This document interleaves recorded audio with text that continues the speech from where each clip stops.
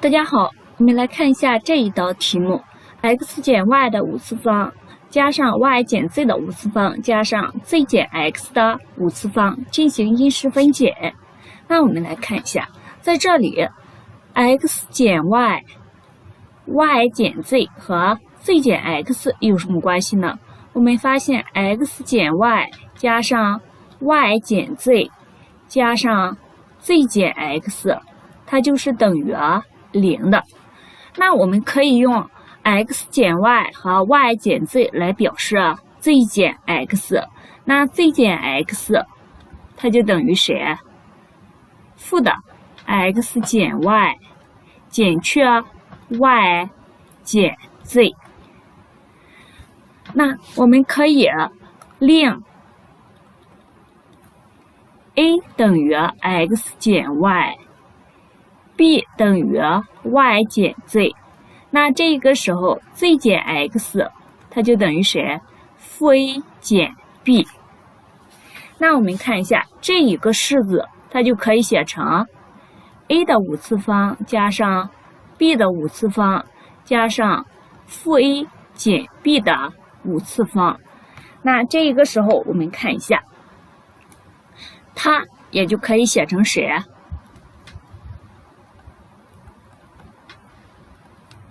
减去 a 加 b 的五次方。那这里是五次方，是 a 加 b 的五次方，我们想到了二项式展开式，那它就等于 a 的五次方加上 b 的五次方减去 a 的五次方加上5倍的 a 的4次方 b 加上10倍的 a 的3次方 b 的平方加上10倍的 a 的平方 b 的3次方加上5倍的 a 乘 b 的4次方加上 b 的5次方。那我们整理一下，它就变成了负的5倍的 a 的4次方 b 减去10倍的 a 的3次方 b 的平方减去10倍的 a 的平方 b 的3次方减去5倍的 a 乘 b 的4次方。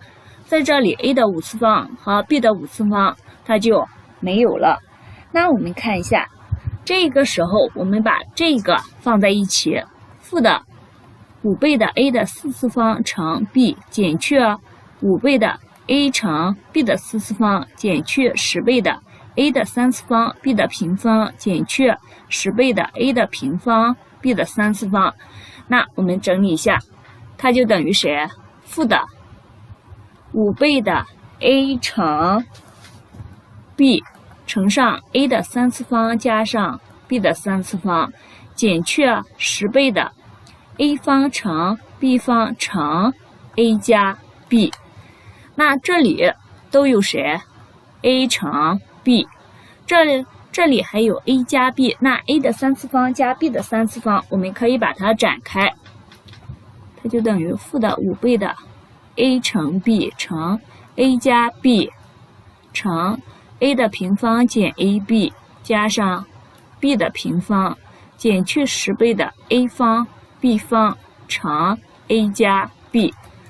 那把公因式提出，也就等于负的5倍的 ab 乘 a 加 b， 那它这边就变成了 a 方减 ab 加 b 方加上2倍的 ab。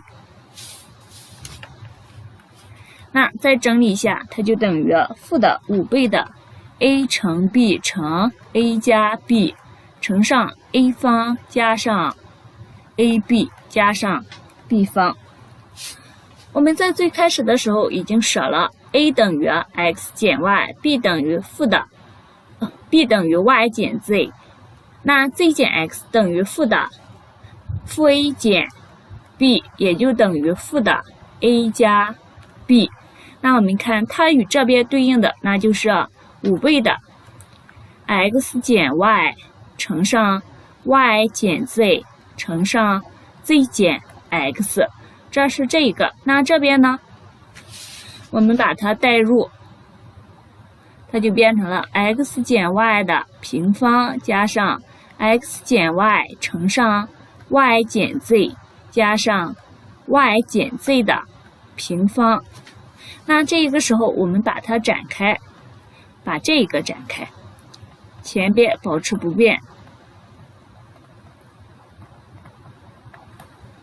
那它整理一下就可以的 x 平方减 2xy 加 y 的平方加上 xy 减 xz 减 y 的平方加 yz 加上 y 的平方减 2yz 加上 z 的平方。那这个时候它就变成了 x 的平方加上 y 的平方减 x 乘 y 减去 y 乘 z 减去 x 乘 z。